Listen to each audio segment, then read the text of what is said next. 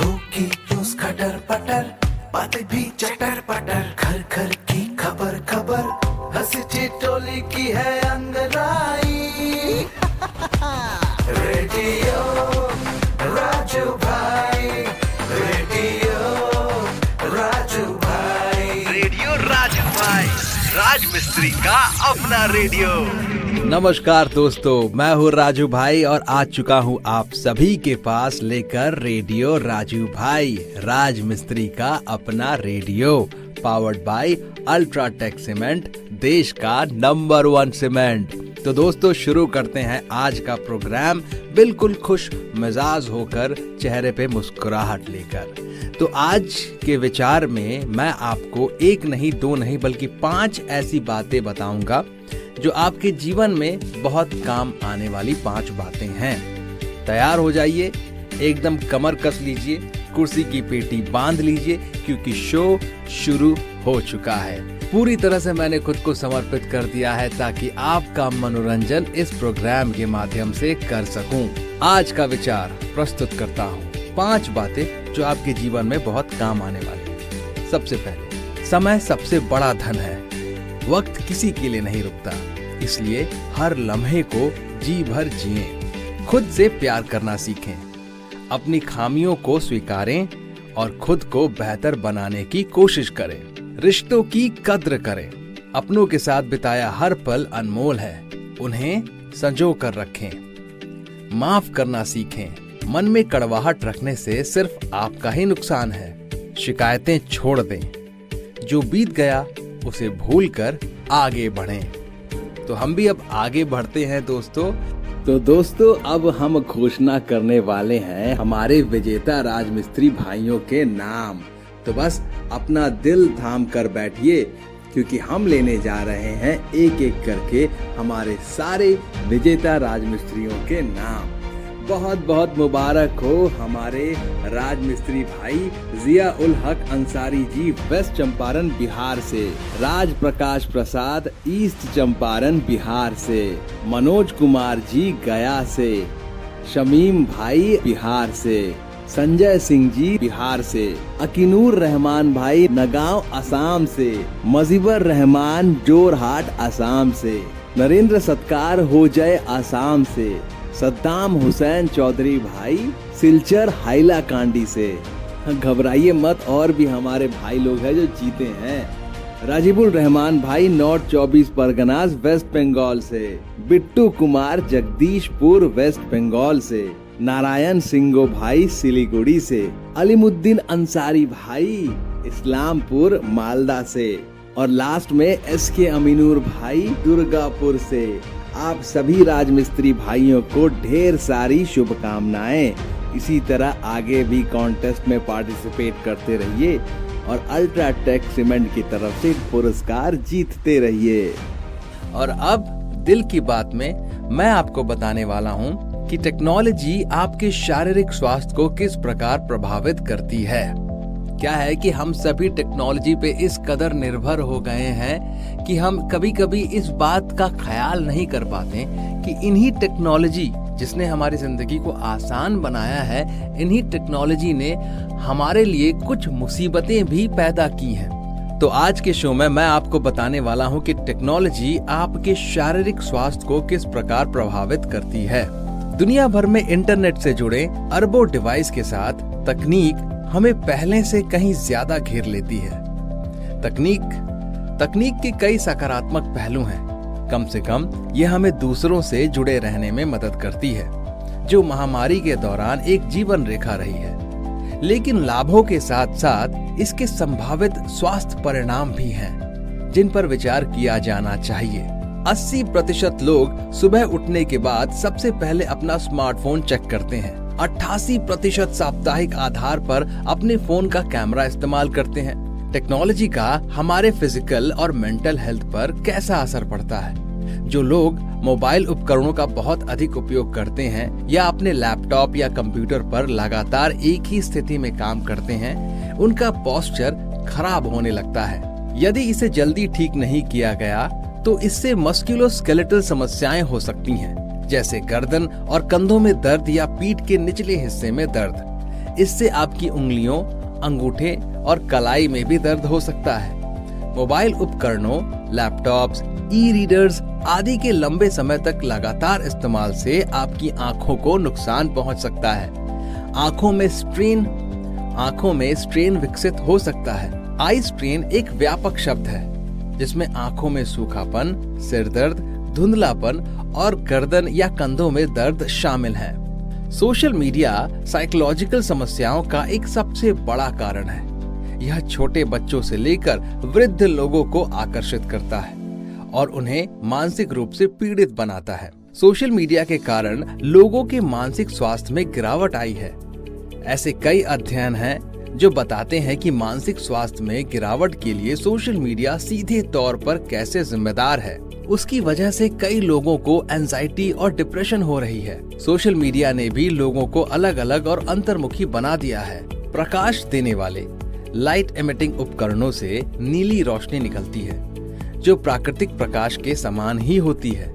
इससे आपका शरीर भ्रमित होता है और आपके सर्कैडियन रिदम या स्लीप साइकिल को नुकसान पहुंचता है। लगातार फोन पर रहने या सोने से पहले कुछ देखने या सफेद रोशनी होने से भी आपकी नींद में खलल पड़ सकता है। इससे सिर्फ नींद में खलल नहीं पड़ता बल्कि आप जागने के बाद भी थकान महसूस करते हैं। अगर समय रहते इस पर काबू नहीं पाया तो आप अनिद्रा के शिकार भी हो सकते हैं। इसलिए मोबाइल फोन या कोई भी टेक्नोलॉजी का इस्तेमाल सोच समझ कर करें और अभी से अपने स्वास्थ्य पर पूरा ध्यान दें। मैं आपको अगर सच बताऊं तो मैं खुद 9 बजे के बाद मोबाइल फोन स्विच ऑफ कर देता हूं, क्योंकि 9 बजे के बाद आप अपने मोबाइल के साथ सिर्फ और सिर्फ टाइम पास करते हैं, कोई जरूरी का काम नहीं करते। और मैं यकीन के साथ कह सकता हूं दोस्तों कि इस बात से आप भी सहमत हैं और मंद मंद मुस्कुरा रहे है कि नहीं। वो रात को बिस्तर पे लेट के मोबाइल ऑन करके अपने फिंगर से एक के बाद एक सारे रील्स और वीडियोस देखना, इसका कोई अर्थ नहीं है, ना ही इसके कोई लाभ है। तो हमें क्या करना चाहिए? समय पर मोबाइल को स्विच ऑफ करके अपने नींद पर ध्यान देना चाहिए। अगर आपको बागबानी पसंद है तो सुबह उठकर थोड़ा बाग बगीचा में टहलिए, किताबें पढ़िए। किताबों को पढ़ने से आंखों पे बिल्कुल स्ट्रेस नहीं होता है। ये सारी चीजें करेंगे तो यकीन मानिए आपका स्वास्थ्य उसी दिन से, उसी पल से, उसी क्षण से बदलना शुरू होगा, बेहतर होना शुरू होगा। तो दोस्तों आगे बढ़ते हैं शो में, और शो में अब मैं आपको सुनाने वाला हूं एक कहानी। लेकिन उससे पहले मैं अपने सारे राजमिस्त्री भाइयों से एक बात कहना चाहता हूं। कहना ये चाहता हूं कि मेरे प्यारे राजमिस्त्री भाइयों, हमेशा और केवल अल्ट्राटेक सीमेंट का ही इस्तेमाल करें, क्योंकि बढ़िया काम तो बढ़िया नाम। अब मैं आपको सुनाने जा रहा हूं अकबर और बीरबल की रोचक कहानी, और कहानी का नाम है 3 सवाल। महाराजा अकबर बीरबल की हाजिर जवाबी के बड़े कायल थे। उनकी इस बात से दरबार में अन्य मंत्री मन ही मन बहुत जलते थे। उनमें से एक मंत्री, जो महामंत्री का पद पाने का लोभी था, ने मन ही मन एक योजना बनाई।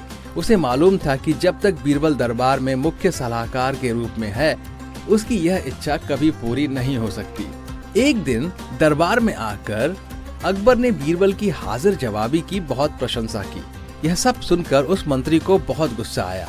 उसने महाराज से कहा कि यदि बीरबल मेरे 3 सवालों का उत्तर सही सही दे देता है तो मैं उसकी बुद्धिमत्ता को स्वीकार कर लूंगा, और यदि नहीं तो इससे यह सिद्ध होता है कि वह महाराज का चापलूस है।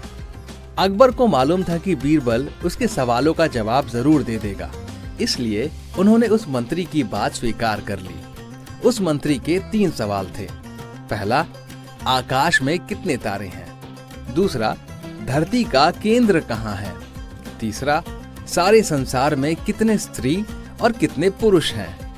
अकबर ने फौरन बीरबल से इन सवालों के जवाब देने के लिए कहा और शर्त रखी कि यदि उनका उत्तर नहीं जानता है तो मुख्य सलाहकार का पद छोड़ने के लिए तैयार रहे। बीरबल ने कहा, तो सुनिए महाराज। पहला जवाब। बीरबल ने एक भेड़ मंगवाई और कहा, जितने बाल इस भेड़ के शरीर पर हैं, आकाश में उतने ही तारे हैं। मेरे दोस्त, गिनकर तसल्ली कर लो। बीरबल ने मंत्री की तरफ मुस्कुराते हुए कहा। दूसरा सवाल। बीरबल ने जमीन पर कुछ लकीरें खींची और कुछ हिसाब लगाया। फिर एक लोहे की छड़ मंगवाई गई और उसे एक जगह गाड़ दिया और बीरबल ने महाराज से कहा, महाराज बिल्कुल इसी जगह धरती का केंद्र है, चाहें तो आप स्वयं जांच लें। महाराज बोले, ठीक है, अब तीसरे सवाल के बारे में कहो। अब महाराज तीसरे सवाल का जवाब बड़ा मुश्किल है, क्योंकि इस दुनिया में कुछ लोग ऐसे हैं जो ना तो स्त्री की श्रेणी में आते हैं और ना ही पुरुषों की श्रेणी।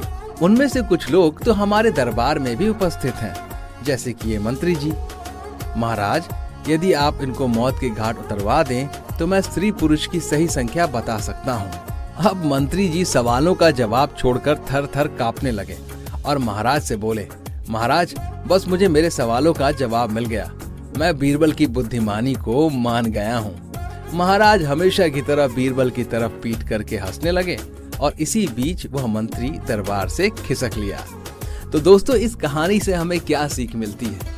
कहानी से ये सीख मिलती है कि इंसान अगर आप पर कोई लांछन लगाए या आपकी परीक्षा लेने की कोशिश करे तो उससे घबराना नहीं चाहिए। सामने वाले के मंसूबों को समझकर अपने अंदर बुद्धिमत्ता लानी चाहिए और उसी के हिसाब से आपको कदम उठाना चाहिए, जैसे कि बीरबल ने उठाया।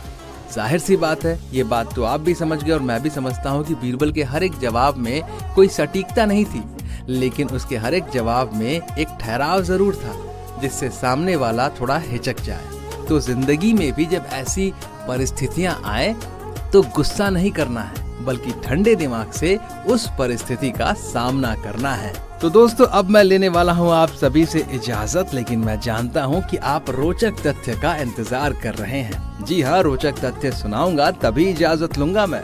आज का रोचक तथ्य कहता है कि एक समुद्री केकड़े का दिल उसके सिर में होता है। समुद्री केकड़ा जो होता है उसका दिल उसके सिर में होता है, यानी ये कहा जा सकता है उस केकड़े के बारे में कि वो जब अपने दिल और दिमाग से सोचता है तो उसे ज्यादा मेहनत करने की जरूरत नहीं पड़ती, क्योंकि उसके सिर में ही उसका दिल है।